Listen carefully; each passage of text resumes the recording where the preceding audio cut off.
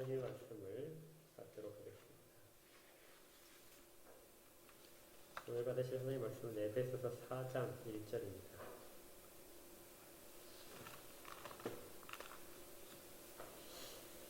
에베소 4장 1절부터 6절까지의 말씀 제가 읽도록 하겠습니다. 하나님의 말씀을 받으십시오. 그러므로 주 안에서 갇힌 내가 너희를 권하노니 너희가 부르심을 받은 일에 합당하게 행하여 모든 겸손과 온유로 하고 오래 참음으로 사랑 가운데서 서로 용납하고 평안에 매는 줄로 성령이 하나 되게 하신 일을 힘써 지키라. 몸이 하나요 성령도 한 분이시니 이와 같이 너희가 부르심의 한 소망 안에서 부르심을 받았느니라. 주도 한 분이시요 믿음도 하나요 세례도 하나요 하나님도 한 분이시니 곧 만유의 아버지시라. 만유에 계시고 만유를 통일하시고 만유 가운데 계시도다. 아멘. 에베소서를 계속해서 묵상하고 있는데요. 4장 1절 오늘 본문은 그러므로라는 말로 시작합니다. 이 그러므로라는 말은 우리가 보통 앞에 어떤 이야기들을 하고 나서 거기에 이어지는 조금 더 세밀하거나 하는 부분을 사용할 때 그러므로라는 단어를 쓰죠. 사실 이 4장 1절에 나오는 그러므로 해서 시작되는 이 4장 1절은 에베소서를 정확하게 두 부분으로 나눠줍니다. 에베소서는 앞부분에 있어서 지금까지 우리가 살펴봤던 내용처럼 1장부터 3장까지는 상당히 좀 추상적인 낱말들을 보여주고 있고요. 그걸 통해서 교리가 무엇인지, 그리고 우리의 구원이 무엇인지, 그리고 교회가 무엇인지를 아주 세밀하게 이야기를 해줬습니다. 1장에서 찬양하라 하고 시작을 했었죠. 그래서 찬양하라는 내용이 우리 가운데 있었고요. 그리고 우리 가운데에서 이루어진 구원의 일들을 그렇게 다 이야기를 했었습니다.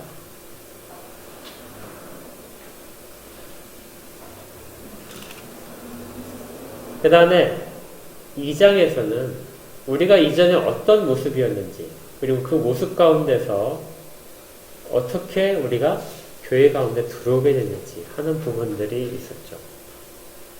십자가를 통해서 어떤 일이 벌어졌는가, 그리고 이를 통해서 교회라는 것이 어떻게 조직되어 있는가 하는 부분들을 보았습니다. 그리고 이 모든 일들에 대해 바울이 기도를 했었죠.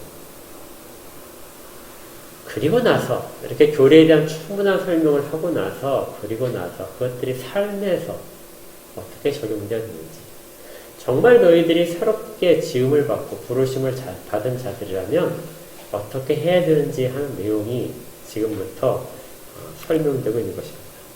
그래서 성경은 특히 서신서들은 앞에 교리적인 부분이 있고 그 다음에 뒤에 세밀한 적용 부분들이 뒤에 따라오는 그런 책들이 꽤 많이 있습니다. 교리를 열심히 가르치고 바울이 또 기도까지 했죠. 정말 깊은 기도를 하고 있는 걸 그 에베소 교인들에게 이야기를 한 다음에, 근데 거기까지가 사실은 바울의 몫입니다. 바울이 아무리 세밀하게 잘 가르치더라도 성도들이 직접 삶에서 그 일들을 하지 않으면 바울의 노력은 아무런 열매로 나타나지 못하게 됩니다. 그러니까 어떤 것이든지 설교도 마찬가지죠. 설교자가 아무리 준비를 잘하고 아무리 명설교를 한다 할지라도 사람들의 마음속에서의 변화가 안 일어나고 삶에서의 변화가 일어나지 않는다면 그 설교는 그저 울리는 꽹과리와 같은 다름이 없는 그런 결과를 가져올 뿐입니다. 정말 해야 될 것은 성도들의 삶에서의 모습인 것이죠.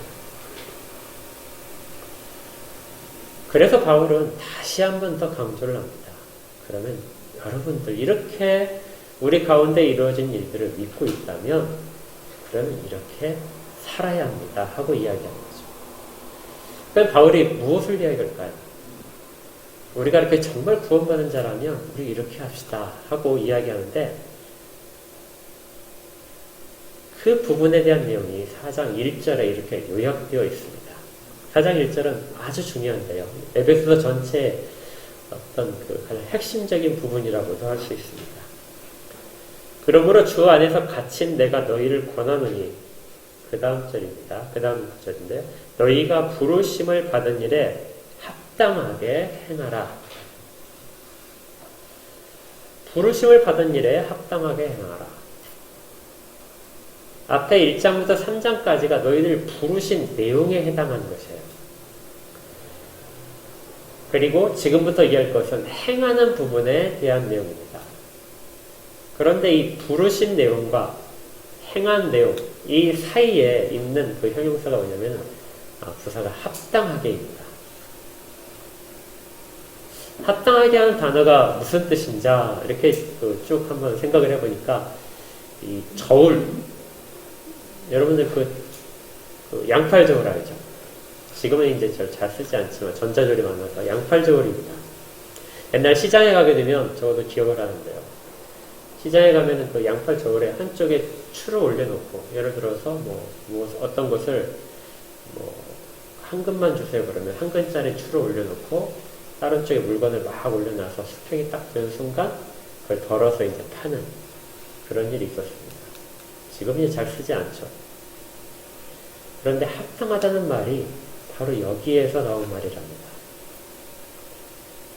그러니까 양팔 저울에서 한쪽에 추를 올려놓고 그 추에 해당하는 다른 공정한 대가를 가지는 뭔가, 이것이 올려져서 균형을 맞췄을 때 이 상태를 합당하다 이렇게 말하는 것이죠. 그래서 지금 바울이 이야기하는 거, 합당하게 행하라 하는 말은 한쪽에 있는 것이, 올려져 있는 것이 부르심입니다. 1장부터 3장까지 나온 부르심의 내용, 그 부르심에 해당하는 교리적인 내용들이 한쪽에 다 쌓여있는 것이, 너희들이 정말 이렇게 되었다 하고 이야기하는 건데, 그리고 다른 쪽에 올려놓는 거, 그러면 지금부터 너희들이 올려놓아라. 너희들이 지금 행동하고 있는 거, 너희들이 생각하고 있는 거, 너희들의 모든 삶의 모습들을 여기 하나씩 올려놔봐라. 그렇게 해서 어떻게 하라는 거예요? 균형에 맞추게 그렇게 하라는 것이죠. 우리 한번 올려놓아 볼까요? 우리 많이 배웠잖아요. 우리가 어떻게 구원을 받았는지. 구원받은 걸 여기다 다 올려놨어요. 이게 하나님 우리에게 해주신 일입니다. 자, 그러면 그대로 우리가 행하고 있는지, 우리 행하는 모습들을 하나씩 하나씩 올리는 거예요. 근데 말씀대로 행하지 않으면 올려놓을 수 있을까요? 없죠. 내 욕심대로 행한 것들을 올려놓을 수 없어요. 그러니까 말씀대로, 말씀에 맞춰서 행한 것들을 한쪽에 하나씩 올려놓습니다.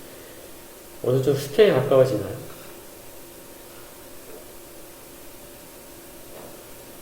그렇습니까? 이건 우리에게 항상 그 숙제로 던져지는 질문입니다. 항상 이건 균형이 안 맞죠. 우리에게 주어진 그 부르심의 은혜는 엄청난데 우리는 한 번도 균형 맞춰서 살려주지 못한 것입니다. 끝까지 우리 주 앞에 설 때까지 우리는 계속해서 정말 부족한 대로, 저 추는 이렇게 한참 내려가 있는데 우리는 높은 데서 여전히 이 저울을 한 번도 내려가지 못하게 그렇게 하고 있을 것입니다. 그게 위안이 되나요? 그게 사실은 좌절이 돼야 됩니다. 신앙이란 늘 계속되는 좌절과 그 좌절 속에서 주 앞에 의지하는 그런 반복되는 것이 이 땅의 신앙생활의 우리의 모습이죠. 가장 완벽한 것은 우리에게 주어졌지만 거기에 미치지 못한 우리의 현실을 계속해서 발견하게 되는 것. 그래서 주를 더 의지하게 되는 것입니다. 이 균형에 대한 그 불균형을 이루고 있는 우리의 신앙의 모습을 박연성 목사님이 항상 많이 드는 예 중에 하나가 그거였어요. 우리가 구원하는 큰 은혜를 받은 것을 어디에 비유했냐면요. 축구 경기에서 여러분들 기억하시나요? 혹시 그 2012 한일 월드컵 때 차두리 엉덩이 골 기억하세요? 잘 모르세요? 그 한국이 마지막 그 경기였는데 송종국 선수가 이렇게 저 멀리서 슛을 쐈습니다. 중거리 슛을. 그런데 그게 절대 들어갈 골이 아니에요. 그런데 그 도중에 차두리 선수가 옆으로 돌아가지고 뛰고 있었어요. 근데 그 송종국 선수가 찬 공이 차두리 선수의 엉덩이에 맞았습니다. 그리고 얘가 방향이 바뀌었어요. 그러니까 골키퍼가 전혀 예상하지 못하는 방향으로 꺾여서 바로 골이 됐습니다. 물론 이제 송종구 선수의 골로 이제 기록이 남았는데 차두리 선수 엉덩이에 맞지 않았다면 골이 안 된 것이죠.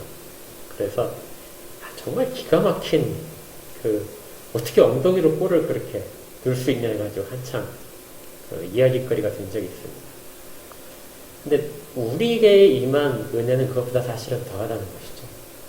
축구 경기에서 어떤 선수가 축구장에 들어갔는데 막 뛰다가 발을 정말 잘못 뛰어가지고 넘어진 것입니다. 넘어져서 앞으로 이렇게 자빠지는데 마침 멀리 있던 다른 선수가 공을 찬 것이죠. 이 선수가 넘어질 걸 생각해서 그 넘어진 자리에 공이 맞아서 머리에 딱 맞고 그리고 골대에 들어가서 골이 되게 합니다. 그러니까 이 선수는 전혀 골에 연관이 없는데 그리고 모든 것들은 다 저기 공을 먼저 찬 선수가 기록을 했는데 결국 골은 누구 골로 기록이 되냐면요. 이 넘어진 사람 정말 교묘하게 잘 넘어졌거든요. 그러니까 누구나 보더라도 뭐예요? 이 선수가 골을 넣은 거예요. 정말 멋지게 다이빙해서 골을 넣은 것으로 그렇게 된다는 것이죠. 이것이 우리에게 임한 구원이라는 겁니다. 어느 누구도 계획하지 못했고 나의 가장 완벽한 실수가 그것이 구원으로 연결되는 그런 은혜가 우리 가운데 임하였다. 그 정도로 정말 예상하지 못한 일이다. 근데 그 일로 인해서 이 선수가 스타가 됐습니다. 아주 중요한 경기에 결승골을 그걸로 넣었거든요. 그렇다면 이 선수는 그 다음에 어떻게 살아야 될까요?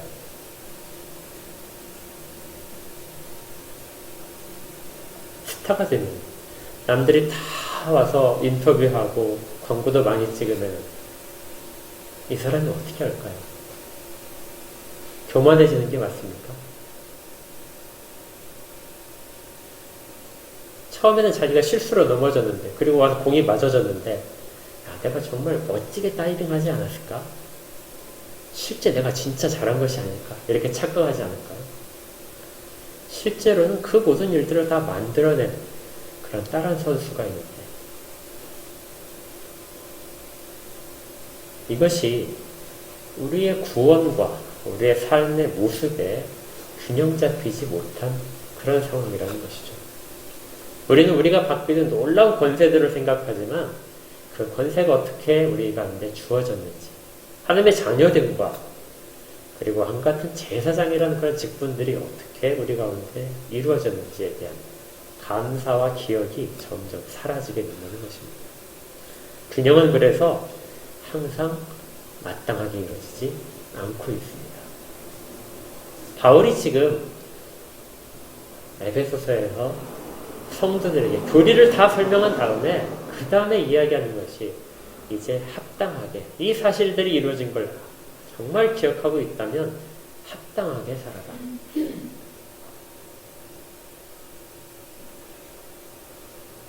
그런데 이 합당하게 살아야 되는 것을 다시 한번 이야기하는데요. 그럼 우리 가운데 합당하게 살 것을 어떤 행동으로 나타낼까요?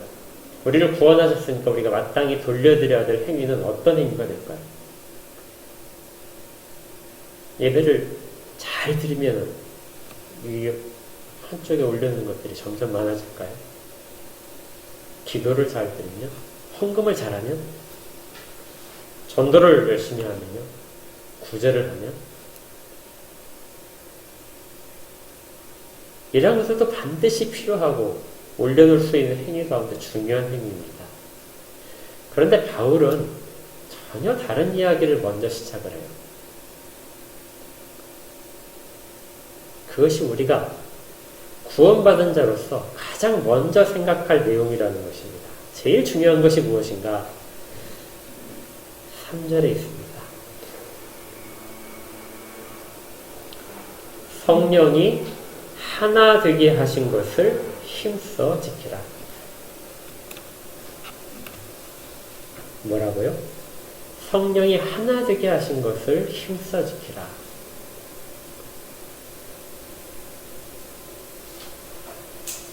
기도를 하라는 것도, 헌금을 하라는 것도, 성경을 정말 열심히 읽으라는 것도, 수시로 말씀을 묵상하라는 것도 아니고요. 가장 중요한 것 한 가지를 이야기한다는 것이 성령이 하나 되게 하신 것을 힘써 지키라. 성령이 하나 되게 하신 것이 무엇일까요? 지금 바울이 1장에서부터 3장까지 그 많은 이야기를 한 것이 주로 뭐에 대한 거냐면요. 교회에 대한 내용입니다.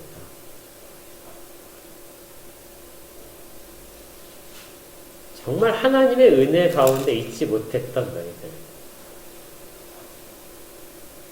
그리스도 밖에 있던 너희들을 이끄셔서 그리스도 안으로 이끄셔서 다 하나로 그리스도 안에서 연결되도록 하나로 만드셨는데 그 만드신 그것을 지켜라. 교회를 교회답게 지켜라 하는 것이 바울이 에베소 교회에 보낸 편지의 가장 핵심적인 내용입니다. 우리는 개인적인 신앙에 있어서 매우 관심이 많다고 그랬죠. 개인적으로 이렇게 개인적으로 했으면 좋겠다 하고 권면하는 것들을 많이 받고 있는데 근데 바울은 그 개인적 권면에 앞서서 더 먼저 시급하고 중요하게 얘기하는 것이 교회의 하나됨을 지켜라 하는 내용입니다. 그게 그렇게 중요한 것일까요? 개인에게 그것이 큰 의미가 있을까요? 이 성령이 하나 되게 하신 것을 힘써 지키라는 이 문장 가운데 잘 보시면 우리에게 하나가 되라 하고 말을 하진 않습니다. 교회는 본래 수많은 출신과 환경들이 다 다른 사람들이 모여있는 것이죠. 그리고 그런 사람들이 각자가 부름을 받아서 교회 가운데 함께하게 됐습니다. 그런데 그러니까 다양성이 있으니까 너희들이 하나가 되도록 힘써야 돼. 이것이 아니에요. 이 말은 성령이 이미 너희들 다 하나가 되도록 했다 하고 말합니다.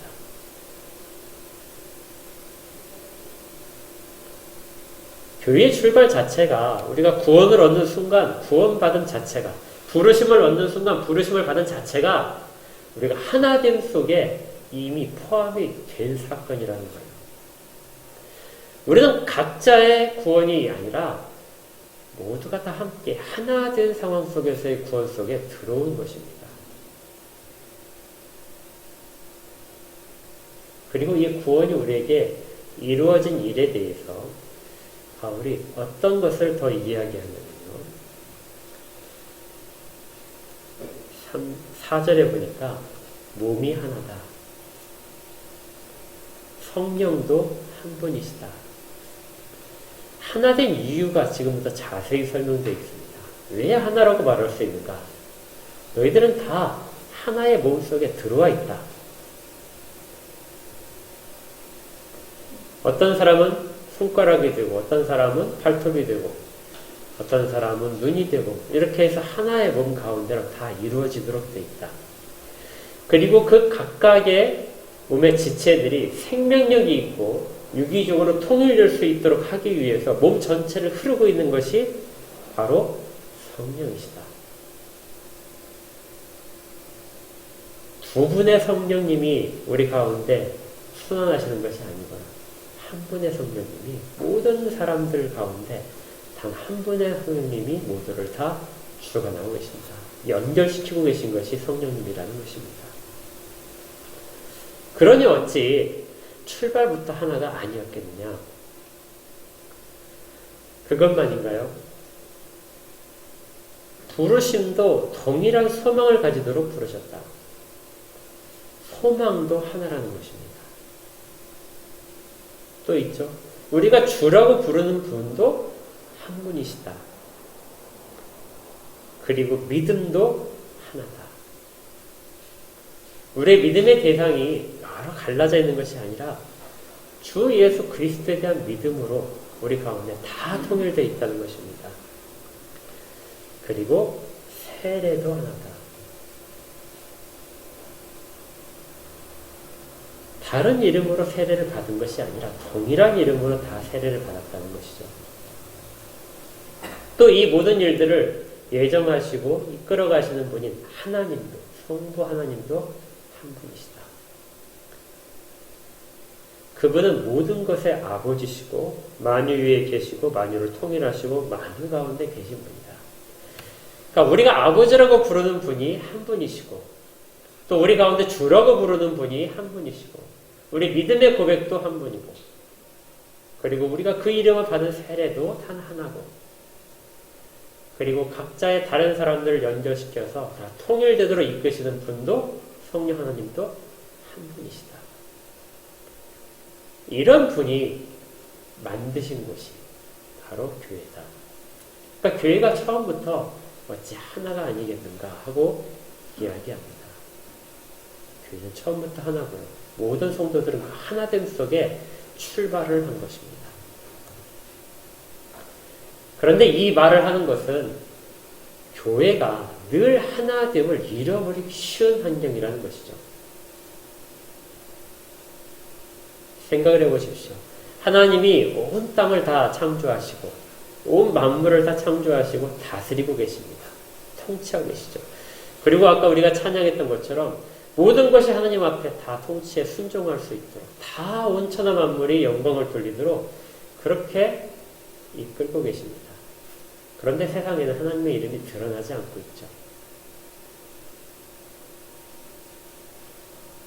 그런 세상 속에서, 그런 역사 속에서 하나님께 온전히 순종하고 하나님의 통치 아래 있고 그것들을 다 보여줄 수 있는 존재가 바로 교회입니다.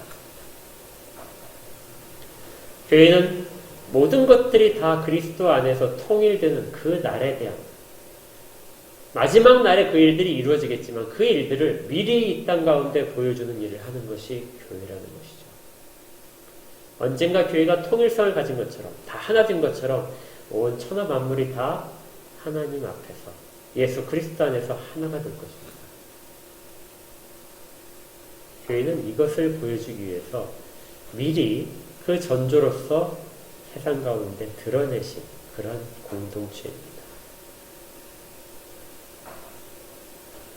이 일이 이루어졌는데 이걸 가장 시기하는 존재가 누구일까요?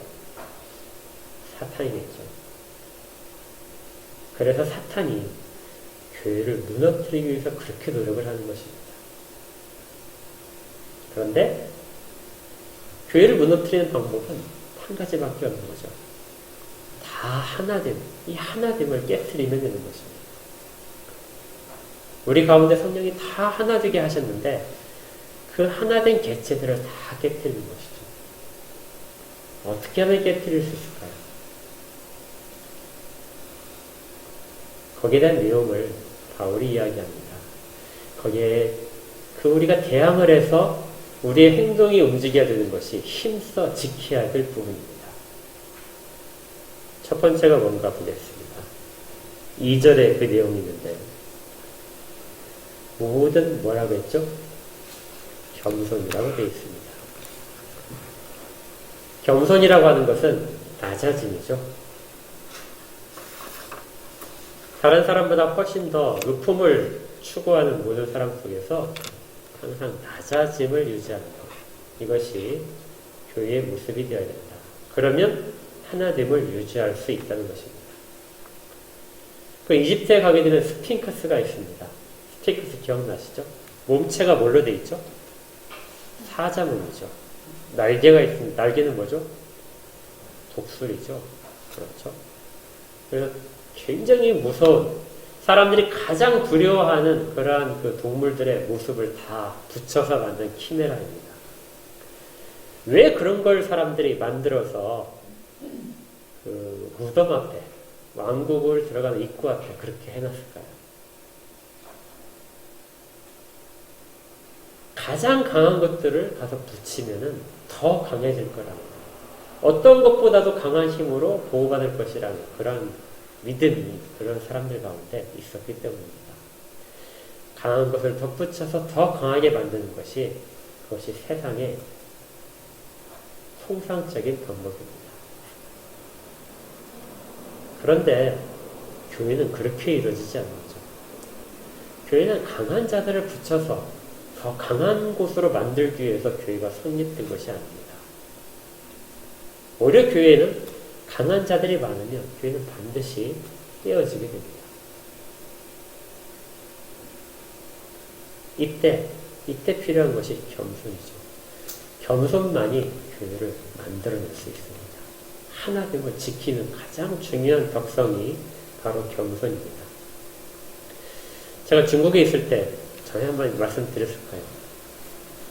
우리 같은 경험을 하신 분들도 계시지만 중국에 있어서 그 섬기던 교회의 모습이 한때 잘 나가던 때 국내 대기업 큰 대기업의 법인장들이 그 교회에 출석을 했었습니다.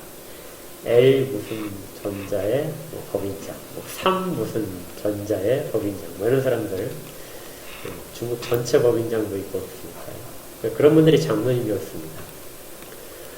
그러니까 교회에 보게 되면 매주 새신자들이 막 등록을 해요. 교회가 계속 규모가 커지고 사람들이 계속 들어오니까 활기차지고 또 헌금도 굉장히 많아져서 교회가 풍족해졌습니다. 그분들이 끝까지 어떤 믿음을 위해서 교회를 나오시거나 복음을 듣기 위해 나오시거나 그것에 감격을 얻기 위해 나오신 분들이 있었다면 좋았겠지만 물론 그런 분도 있었겠지만 그분들이 나온 이유 중에 큰 부분은 법인장이 하청을 주는 것들에 대한 권한을 갖고 있기 때문에 많은 분들이 그 법인장의 인맥 관계를 위해서 그렇게 붙어 오기 위해서 왔던 것이죠. 그리고 시간이 지나자 이제 법인장들이 임기가 끝나서 다 돌아가고 이제 철수를 하니까 그 사람들 어떻게 했을까요? 거의 많은 사람들이 다 떠났습니다. 그러니까 교회가 자기에게 조금 더 유익을 줄 수 있기 때문에 오는 사람들이 있었던 것이죠. 그것은 교회를 이루는 모습이 아닙니다. 그렇게 해서 커진다 해서 교회가 교회다워지는 것이 절대 아니죠. 사람들이 볼 때는 힘이 있고 능력이 있고 영향력이 있어서 좋은 소문이 난다고 생각을 하겠지만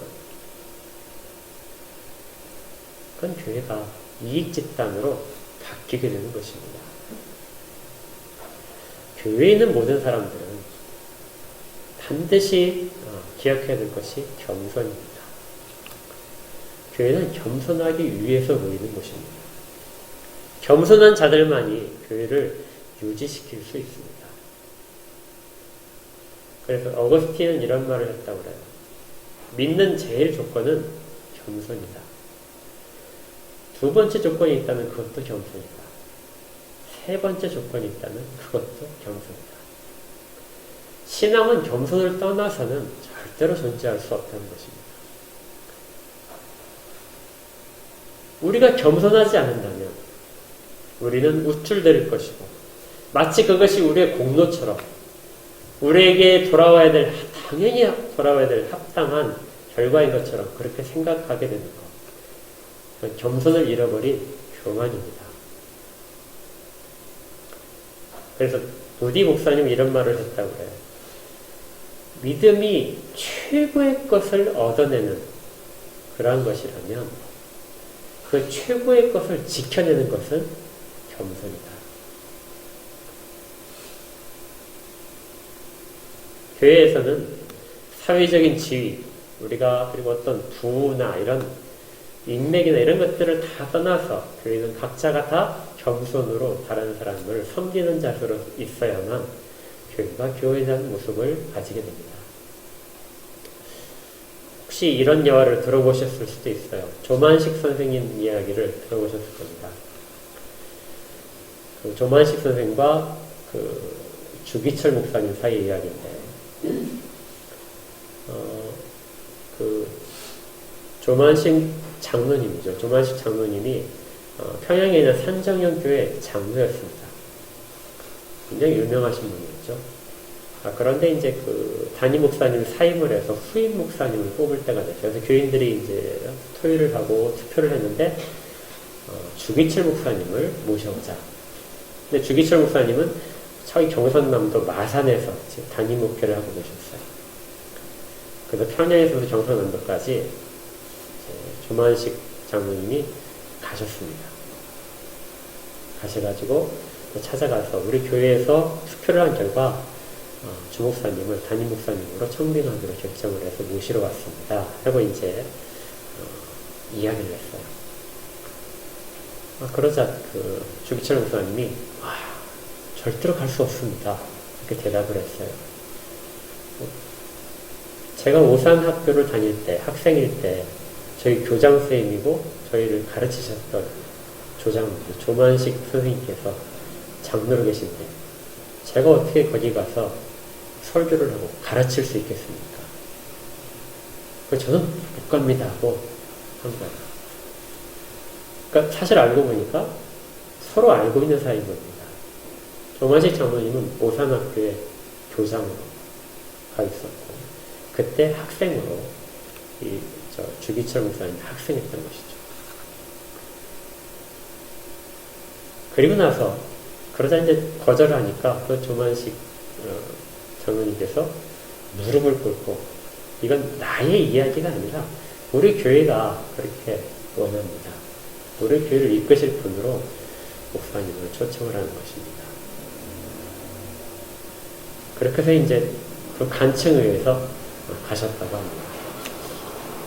그리고 가신 그 주목사님이 사역을 하는데 오래 하지 못했어요. 이제 신사참배 때문에 이제 감옥에 갇히고 하고 또 나중에 이제 병도로 이제 죽으셨으니까.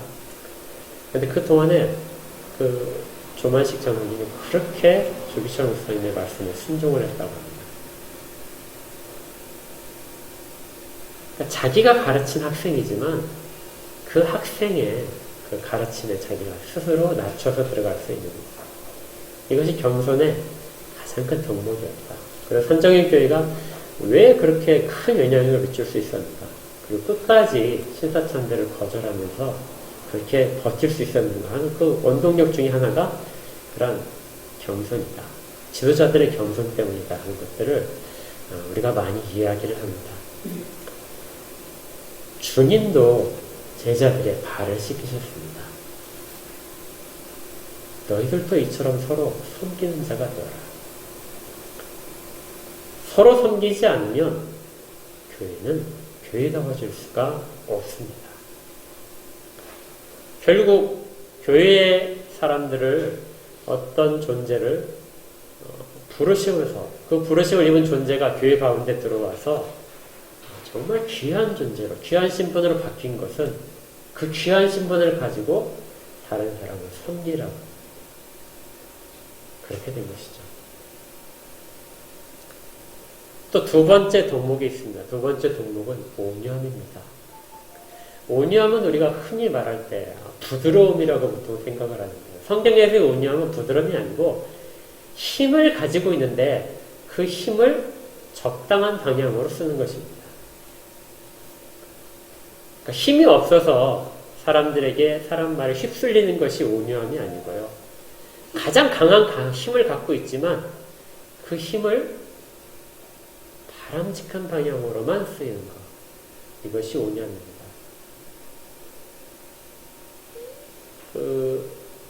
옛날에 지브로라는 그런 영화 있었죠. 다 보셨죠? 지브로라는 영화에서 그 소에 대한 이야기가 나오지만 소가 노인보다 힘이 어떨까요? 더 세죠. 그렇죠? 근데 소의 힘은 어디로 사용되죠? 노인의 요구사항에 맞춰서 밭을 가는 데 사용됩니다. 더 힘이 세지만 힘이 센 것이 어떤 특정하게 유익을 주는 방향으로 그렇게만 사용될 때 이것을 온유하다고 합니다. 이 온유하다는 말이 그 구약에서 가장 많이 쓰인 것이 대표적인 것이 모세였죠. 모세가 얼마나 능력 있는 사람이었습니까? 오죽하면 하나님께서 모세 너만 살려두고 나머지 내가 다 죽이겠다. 너를 통해서 새로운 민족을 내가 만들어내겠다. 그럴 정도로 얼마나 인정받는 사람이었습니다. 그래서 모세는 이 땅의 모든 사람보다도 다 온유했다. 이렇게 평가를 받았던 사람이죠. 그의 능력대로 그걸 자기를 과시하는 데 사용되지 않고 백성을 이끄는 데 사용했기 때문에 그가 온유한 자라는 평가를 들었습니다. 연약하다는 것이 아니라 힘을 가지고 사람들을 유익하게 만드는 데만 사용되는 것. 자기 유익을 구하지 않는 것이 온유함에 있는 것입니다. 세 번째는 오래 참음입니다. 오래 참음은 분노로 폭발하는 것에 반대죠. 쉽게 흥분하지 않는 것. 이것이 오래 참음입니다. 주님이 만약에 오래 참지 않으셨다면 우리가 여기에 있을 수 있을까요? 제자들이 예수님을 계속해서 예수님의 가르침과 반대되는, 벗어나는 그러한 행동을 계속해서 했는데도 불구하고 마지막에 예수님을 다 버리고 떠났는데도 불구하고 주님께서 그들을 다시 찾아가신 것, 오래 참으시는 것입니다. 바울도 이걸 철저하게 경험한 사람이죠. 디모데전서 1장 16절에 이렇게 되어 있습니다. 그러나 내가 긍휼을 입은 까닭은 예수 그리스도께서 내게 먼저 일체 오래 참으심을 보이사 후에 주를 믿어 영생하는 자들에게 본이 되게 하려 하심이라. 바울이 주님에 대해서 기억하는 건 나에 대해서 정말 오래 참으셨구나.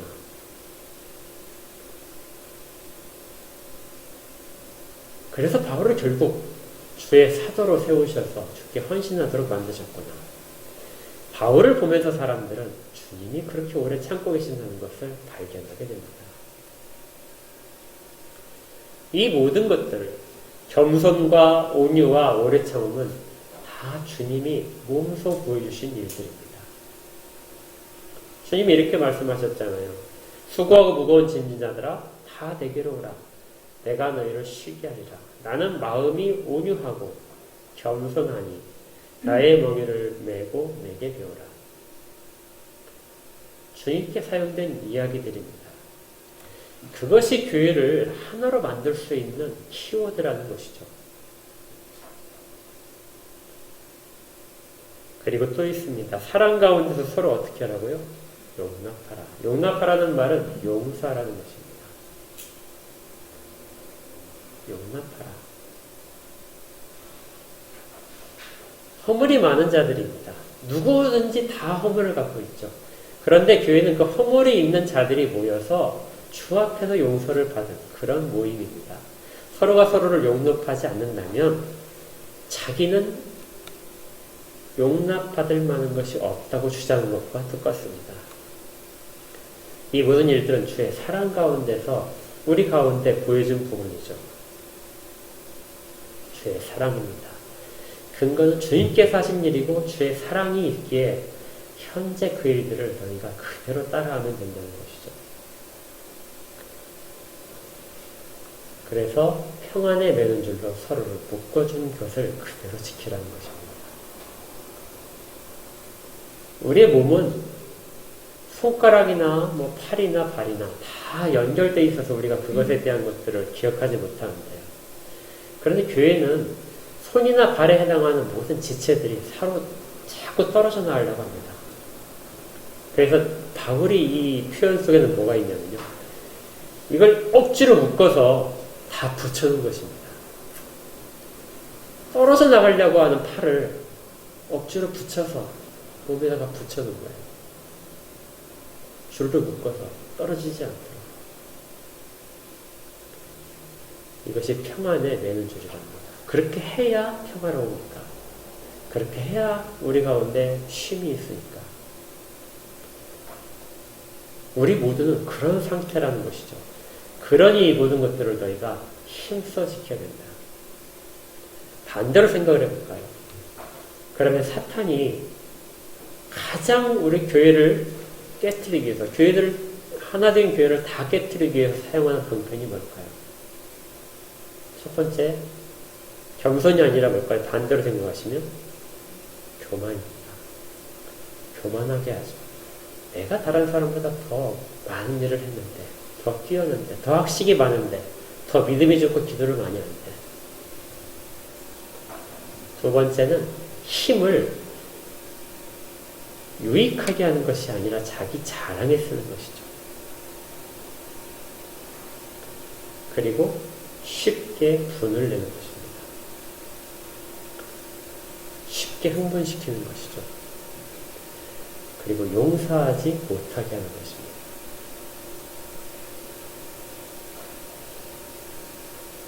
이 위협 속에 교회는 늘상 있게 됩니다.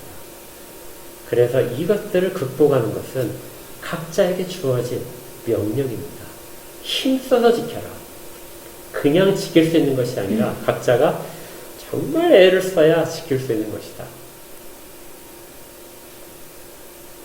자, 그럼 가장 근본적인 문제로 돌아가서 그러면 왜 각자의 신앙에 있어 유익되는 방편들, 그러한 삶의 모습들을 이야기하지 않고 왜 교회가 하나 되는 것이 그렇게 중요했을까요? 왜 부르심에 있는 그 내용, 이 추가 올려져 있는데 부르심에 합당한, 가장 합당한 것으로, 가장 중요한 것으로 교회를 하나 되게 유지하는 것을 올려놓을까요? 그 가운데 교회를 하나 되게 유지하는데 우리의 신앙의 모든 덕목들이 나타나야 되기 때문에 그렇습니다.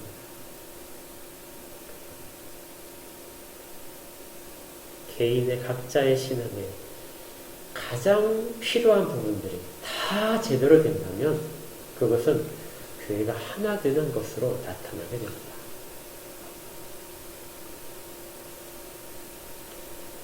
이 합당하게 하는 것은 그래서 신앙에 있어서 언제나 가장 강조되는 그리고 요약되는 부분입니다.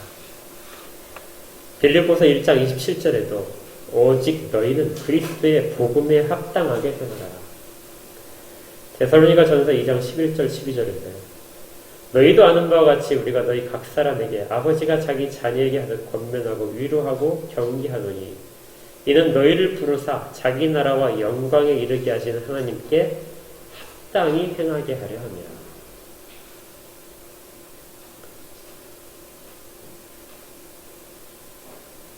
교회가 하나됨, 그리고 하나됨 속에 각자가 자기 역할들을 하면서 그 안에 붙어있기 위해서 노력하는 모습들. 이미 하나 되게 하셨지만 하나됨을 유지하기 위해서 필요한 덕목들. 이것들이 각자의 삶에서 이루어져야 되고요. 그것이 하나하나 결정체로 보인 것이 교회가 하나됨을 유지하는 그런 것으로 나타나게 됩니다. 교회는 우리 교회뿐만이 아니라 모든 교회들을 하나로 이야기합니다. 우리 각자가 건강한 신앙, 강건한 신앙을 가질 때 우리 교회가 강건해지고 또 이 범위가 점점 넓어져서 하나된 교회를 이룰 수 있게 되는 것이죠. 그렇게 할 때 사람들은 하나님이 이 땅 가운데를 통치하고 계신다. 그리스도가 모든 것들에 충만합니다. 그 안에 모든 것들이 다 통일될 것이다 하는 것들을 발견하도록 하나님이 그렇게 예비를 해놓으셨습니다. 이 일이 우리를 통해서 이루어질 것을 믿습니다. 주님이 우리를 그렇게 사용할 것이고 언제나 기억하십시오. 저울추가 올려져 있습니다.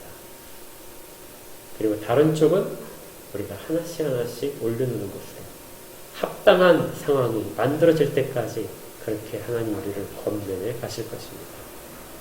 우리 함께 이 길을 가기를 주의 이름으로 축복합니다. 기도하겠습니다. 하나님 감사합니다. 늘 주의 은혜를 생각할 때마다 부끄럽고 미흡하지만 그럼에도 여전히 우리를 이끌고 계시고 권면하고 계심에 감사드립니다.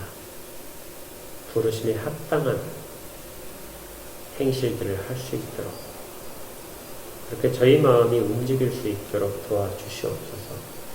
삶으로 결단할 수 있도록 인도하시고 실제 삶의 열매로 거둬줄 수 있도록 그렇게 주장하여 주시옵소서.